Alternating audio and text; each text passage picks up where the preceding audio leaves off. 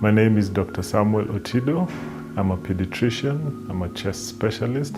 I'm also part of the team that handles critical care in the hospital for children. This morning we are here to discuss about emergencies that you can handle at home in case your child is faced in certain emergencies, and before helps arrive, you need to do certain things so that you are able to save your child.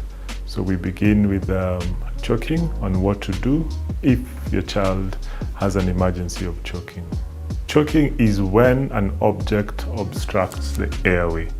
So it can be food, it can be a toy, it can be a piece of marble, it can be anything that the child will be playing with and possibly put in the mouth, but it doesn't go to the food pipe, it goes to the airway and it blocks the baby from breathing. So that's what we call choking. So with choking, if you're alone with your child, it also depends on how old the child is. If the child is below 1 year, there are various ways where we can try and remove the object that is blocking the airway. If the child is above 1 year, there's also a certain way you can help your child to remove that object. So I will demonstrate both ways. So this is a baby who is below 1 year of age, and possibly from feeding, this baby has choked. So the food is now going to the airway and he started coughing. So if you notice that your baby is coughing and the coughing is good, a very strong cough, allow your baby to cough it out. So that coughing reflex may actually remove whatever is blocking the airway. But sometimes you can be in a situation where the baby is unable to cough it out, and basically what happened is they are losing oxygen, air is not getting in, and they may start becoming unconscious. So this is what you need to do if your 1 year below child is choking and unable to remove the object. So first, you turn your baby.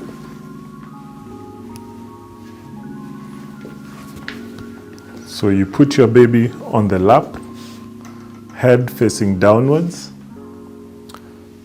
on your lap so that you're comfortable. You're supporting the head so that the head is not lying down. And then you give strong 5 back blows, just in between the shoulder blades. So as you do this, you're trying to remove the object that is lodged in the airway. So this is how we do it.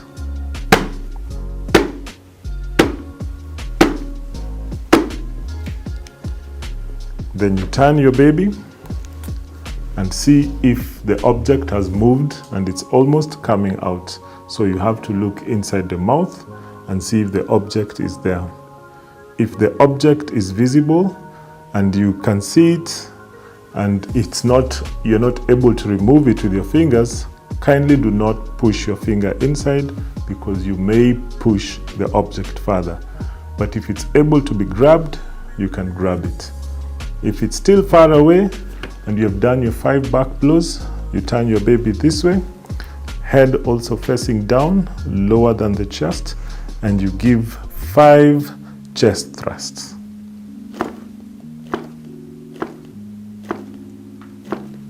Okay, and you still have to come back and look into the airway and see if the object has moved. If it has not moved, you turn your baby again and we repeat the same 5 back blows.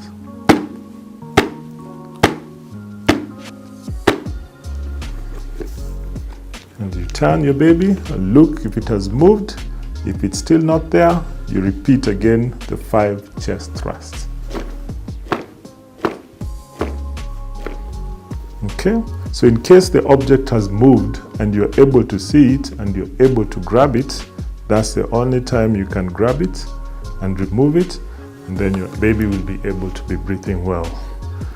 If you're still having problems and the object has been lodged, you can call for help from the hospital or an ambulance that is going to assist you. But in the meantime, as you still await for it to come, the ambulance, you still continue with your back blows until help comes. So because your child is choking, you being the caregiver or you being the mother, possibility of panic is very high. But in this particular situation, we do encourage you as a caregiver to gain that strength, because every second that we are losing and air is not entering this child, we're becoming more and more unconscious. So getting that courage to do first aid is very, very important. We do encourage you, if you're able to do any course, please do the course for resuscitation, the basic ones. But as I have demonstrated, use it, use the skill to remove that object as help is coming. So giving water is not advisable, because water will go into the food pipe and this object has been stuck in the airway. So our main objective is to remove the object from the airway. So water will not help. It may even possibly worsen the situation and make the child even more uncomfortable and worse in breathing. So now I will demonstrate the choking of an older child, and the same can be used for an adult.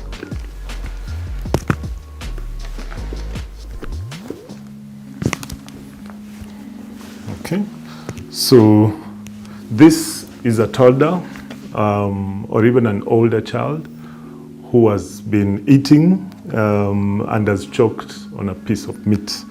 So we want to demonstrate on how to remove this particular object that is obstructing the airway. So for this one, if the child is able to cough, again, let them cough, because coughing will help in removing the object. So a strong cough reflex removes something that has blocked. But if the child is getting tired, the child is becoming unconscious and unable to breathe, and the cough is not helping, this is the maneuver that we use in trying to remove the object. So we face the child facing away from us. We put our wrist just below the breastbone, like this. And then we put one hand here. As they are facing forward, we are trying to do chest thrusts. So we do 5 of those ones to try and dislodge the object that has blocked the airway.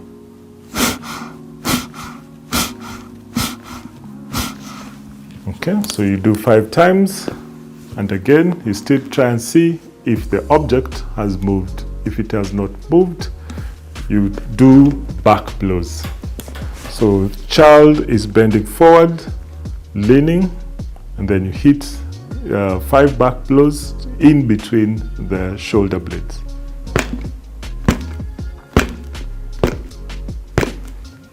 Okay, and you turn again, see if the object has moved. If it has not moved, we still go back and do our chest thrust. So we fold a fist and we put our hands here. The child is leaning forward and we do 5 chest thrusts.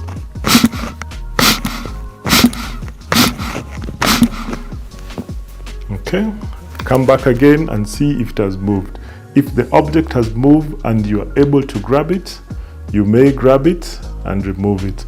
If it's too deep, kindly still don't put your fingers inside the mouth, because you're at a risk of pushing it further down and worsening the situation. So as you call for help, you still continue until the object comes out.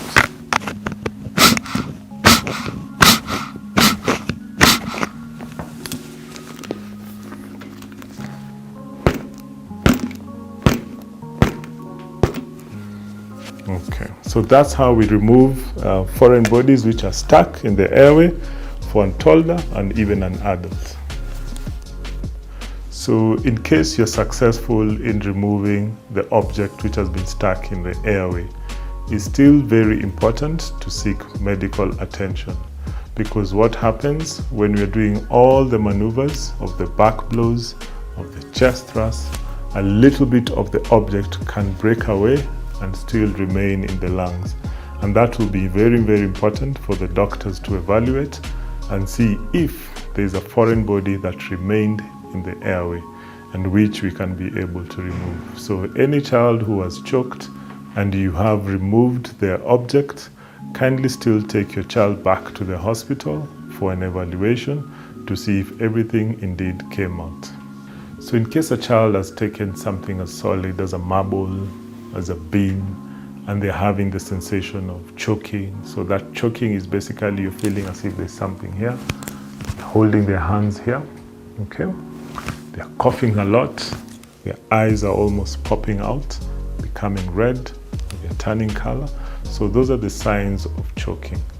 If those signs are not there, possibly the child has swallowed it wholly into the stomach, or if the coughing has been there and it's probably not getting as worse, they were able to cough it out. So those are the scenarios you can use if it's a solid. So how can we prevent choking in our homesteads? So first, what you need to do is having supervised play for your child. So the child who is crawling in the house or even a toddler, watch out everything that is in the environment, the small objects that are lying around, the small toys, so that the things that you can pick and put them away, or if the baby is playing with them, kindly always be supervising them. So we don't let the babies actually just play alone. Again, children who are supervised by fellow children, that will be a problem. So we only allow a smaller child, possibly a toddler, to be handled by somebody who is probably 16, 18 years and above. Those are the ones who are able to monitor the child and prevent them from choking. So for a smaller baby who is probably breastfeeding, sometimes you may find that they have that reflux. So that is milk which has gone into the tummy already, coming up. Sometimes it may come out through the nose, sometimes through the mouth, and a little bit of it can go into the airway. So that may cause a little bit of choking, and you see that your baby is coughing a lot from that situation. So what you need to do in that aspect first is to prevent it. So if your baby is breastfeeding, kindly let them burp. Kindly put them in this position. So you can hold them like this. After breastfeeding, 15-20 minutes if your baby has regular and more than the usual reflux. So you keep them in an upright position. That will help the milk to go down. And when they're also sleeping, kindly also just let them sleep in this particular way. So your bed is elevated as opposed to being flat like this. So immediately you feed, do the burping, you can hold your baby and have the bed just slightly elevated so that milk has no way of getting into the airways. Burns is also another emergency that happens in our homes. There are various types of burns. So you can have burns from flames, you can have burns from a hot object, and as well you can have burns from liquid. So liquid could be hot water, it could be tea that is just lying around the table and your child is grabbing the cup and the hot liquid falls on them. So those are the types of accidents that can happen in our homes. So what do we do when we experience this emergency in our home and you are alone? So first of all, you remove the child from the environment where there is danger. So if there is flames in the house, try and remove the child from that environment as you are protecting yourself as well. Okay? So if it is hot water that the child has been immersed in by mistake or by accident, you remove the child from that environment. So that is usually the first step when you do first aid for burns. The second step is to run cool water along the burn surface. So let's say, for example, this particular area has been burnt. So I can open the tap and let the cool water flow continuously. So this cool water also just helps in reducing the heat which is now on the skin and is causing pain. So let it run 15-20 minutes on it, even if it's on the chest, even if it's on the back, if it's on the legs. Let the cool water run continuously. So I've not mentioned cold water or icy water, because that can again cause damage to the already damaged skin and the tissues below. So cool water is the one that we do recommend. We don't put ice packs on top or cool or cold objects like an even ice or cold meat like people do. So it's just cool water running and running through. If the burn is inside our bodies, try and see if you can remove the clothing. So with hot water, you can remove. With flames, sometimes it becomes difficult because the cloth can actually be stuck on the skin. So if you try and remove the clothing and you see that the clothing is stuck on the skin, kindly do not proceed, because you might actually cause more damage to the already damaged tissue. After removing the clothing, if it's possible, you can put cling film. So cling film is protective. So put it around the burnt area. It's going to protect even germs from entering and causing more damage through infection. So cling film is the next thing you do. Then after that, you give your child painkillers. If you have paracetamol at home, you give your child. If you have ibuprofen, in other words called Brufen, you can give your child as well. If your child is below 12 years, we do not recommend giving aspirin, because that can have side effects on smaller children. But the older people, older children above 12 years can be given aspirin. So it acts as a painkiller and also helps in reducing the swelling on the burnt tissue. If the burnt tissue is excess, so what do we mean by excess? We use the palm of the child and to try and measure. So if it's more than the size of the palm of the child, that's a big burn, and that needs to be addressed in a hospital.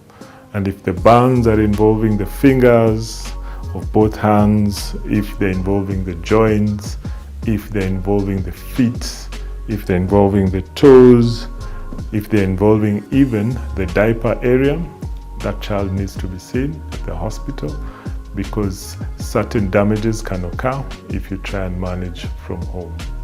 Also, we try and avoid putting things on top of the burns like Vaseline. Some people put butter, some people put even the margarines like Blue Band. So we try as much as possible to avoid those ones, because it's not going to be helpful. So also salt is not recommended, because that can also cause damage to the tissues.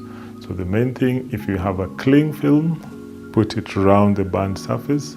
If you don't have a cling film, you can actually use a clean polythene bag to cover the wound.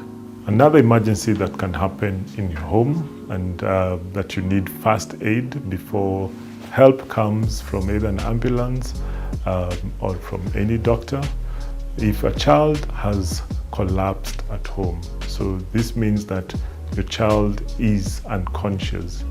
You need to do certain things to make sure that your child is stable and you save their life.